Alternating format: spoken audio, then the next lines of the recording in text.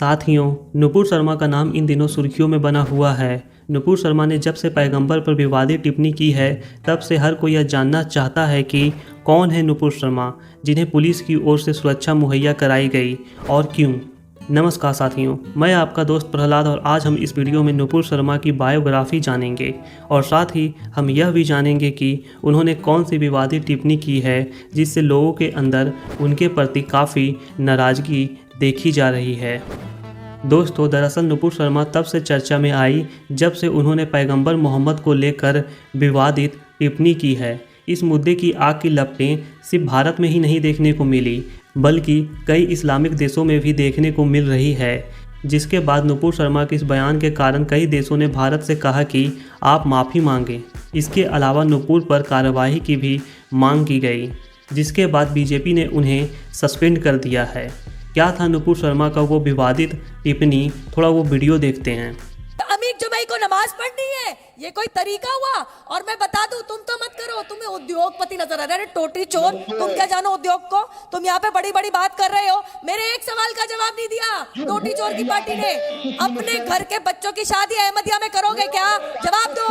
अपने घर के बच्चों की शादी यजीदियों में करोगे क्या? जवाब दो इस बात का। दोस्तों, नुपुर शर्मा की ऐसी बात सुनकर आज पूरे देश में दंगे और कर्फ्यू जैसी स्थिति हो रही है, जिसके बाद से कई जगह पे हंगामा हो रहा है। आप लोग रांची का एक वीडियो देखिए, यहाँ के लोगों में किस तरह नुपुर शर्मा की बातों को लेकर काफ़ी नाराज़गी साफ देखी जा रही है।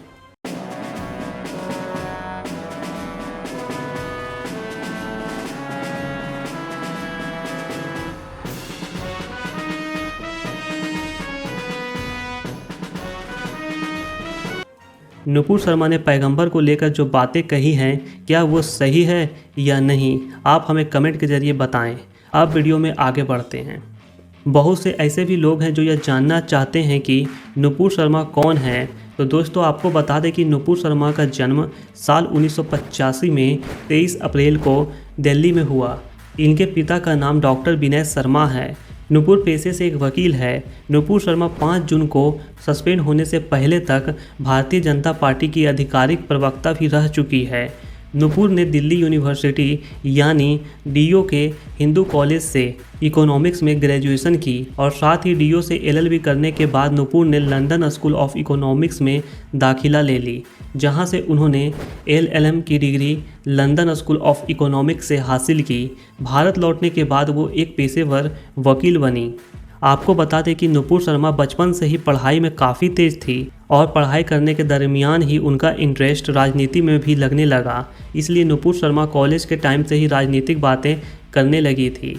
जब नुपुर शर्मा दिल्ली यूनिवर्सिटी में अपनी पढ़ाई कर रही थी, तब वो अखिल भारतीय विद्यार्थी परिषद यानी कि ABVP में एक एक्टिव मेंबर के तौर पे शामिल हुई थी।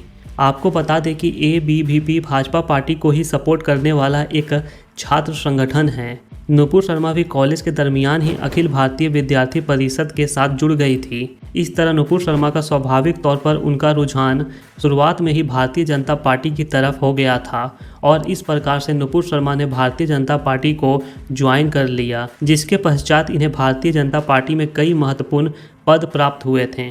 इस तरह वो राजनीति में आगे बढ़ते गई।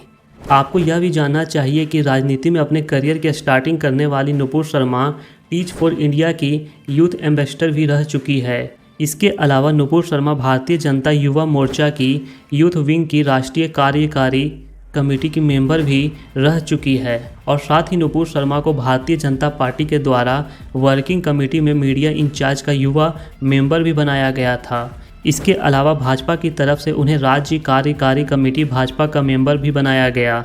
आपको बता दें कि राजनीति में काफ़ी लंबे समय से एक्टिव नुपुर शर्मा ने साल 2015 में राजनीति में अपने कदम को और बढ़ाने का फैसला लिया। दरअसल साल 2015 में दिल्ली राज्य में विधानसभा इलेक्शन हुए थे और इस इलेक्शन में नुपुर शर्मा ने भी भारतीय जनता पार्टी की तरफ से अपना पर्चा दाखिल किया था और उन्होंने नई दिल्ली को अपना विधानसभा इलाका चुना था। हालांकि आपको बता दें कि नई दिल्ली की विधानसभा सीट पर जीत हासिल करना इतना भी आसान नहीं था, क्योंकि यह एक हाई प्रोफाइल सीट थी। इस सीट पर आम आदमी पार्टी के नेता अरविंद केजरीवाल भी चुनाव लड़ रहे थे। वहीं दूसरी तरफ से कांग्रेस पार्टी ने अपने उम्मीदवार के तौर पर कद्दावर कांग्रेसी नेता किरण वालिया को भी इसी मैदान के चुनाव में उतारा था। जब ये चुनाव हो रहे थे तब पूरे भारत देश में भाजपा की लहर चल रही थी। ऐसे में राजनीति का आकलन करने वाले लोगों के द्वारा यह कहा जा रहा था कि नुपुर शर्मा चुनाव में विजय हासिल करेगी। हालांकि जैसे जैसे चुनाव के नतीजे सामने आने चालू हुए वैसे वैसे यह दिखाई देने लगा कि अब दिल्ली में भगवा की लहर नहीं बल्कि आम आदमी पार्टी का जलवा कायम हो रहा है। दरअसल साल 2015 के विधानसभा के इलेक्शन में कांग्रेस और भाजपा जैसी दिग्गज पार्टी को पीछे छोड़ते हुए आम आदमी पार्टी ने दिल्ली में भारी संख्या से जीत हासिल की। मतलब कि अरविंद केजरीवाल ने जीत हासिल की। अरविंद केजरीवाल को साल 2015 के इलेक्शन में टोटल 57,213 वोट प्राप्त हुए थे और इधर भाजपा की नुपुर शर्मा को मात्र 25,630 वोट ही प्राप्त हो पाए थे। आपको बता दें कि भले ही साल 2015 के इलेक्शन में नुपुर शर्मा हार गई थी, परंतु लोगों के बीच इनकी लोकप्रियता फिर भी कम नहीं हुई, बल्कि पहले से भी इनकी लोकप्रियता दिन व दिन बढ़ती जा रही थी और इसी के फलस्वरूप पार्टी में इनका कद भी बढ़ता जा रहा था। दोस्तों, नुपुर शर्मा के अंदर एक विशेष कला यह थी कि वह भाषण काफ़ी अच्छा देती थी। साथ ही टीवी डिबेट में भी अपने मजबूत तथ्यों को रखकर विरोधी पार्टियों के प्रवक्ताओं की बोलती बंद कर देती थी और नुपुर शर्मा की इसी खासियत को देखते हुए भाजपा के हाईकमान के द्वारा इन्हें भाजपा का राष्ट्रीय प्रवक्ता बना दिया गया, जिसके बाद यह अलग अलग टीवी डिबेट में शामिल होती गई और भाजपा पार्टी की तरफ से अपनी बात को लोगों के सामने रखने लगी।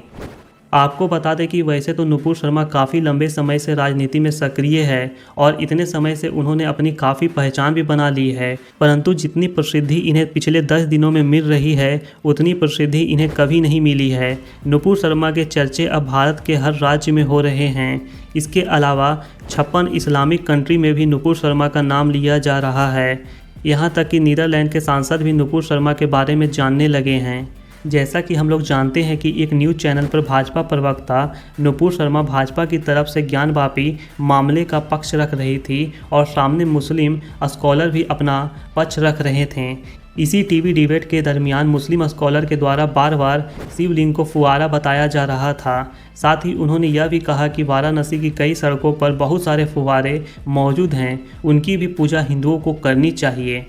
इस प्रकार मुस्लिम स्कॉलर की इस बात को सुनकर भाजपा प्रवक्ता नुपुर शर्मा के द्वारा उनका कड़ा विरोध दर्ज किया गया और आवेश में आकर के उन्होंने यह कहा कि पैगंबर मोहम्मद साहब ने अपनी ही 6 साल की बेटी से विवाह किया था।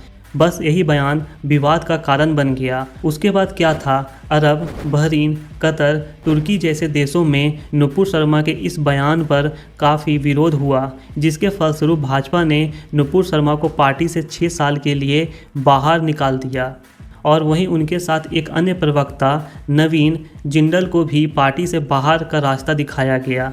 कतर और ओमान जैसे देशों ने भारतीय प्रोडक्ट के बहिष्कार की भी मांग कर दी और ऑर्गेनाइजेशन ऑफ इस्लामिक ग्रुप ने भी भारत सरकार से इस मुद्दे पर अपनी राय स्पष्ट करने को कहा। इस बयान के बाद कई जगहों पर विरोध भी हो रहे हैं। कानपुर जैसे शहर में भी मुस्लिम समुदाय के द्वारा विरोध प्रदर्शन किया गया, जिसमें हिंसा हो गई और कई लोग पत्थरबाजी में घायल हुए। अब योगी गवर्नमेंट के द्वारा कानपुर के दंगाइयों पर एक्शन लिया जा रहा है। हालांकि नुपुर शर्मा ने भी कहा कि उन्होंने वही कहा जो कुरान में लिखा हुआ है।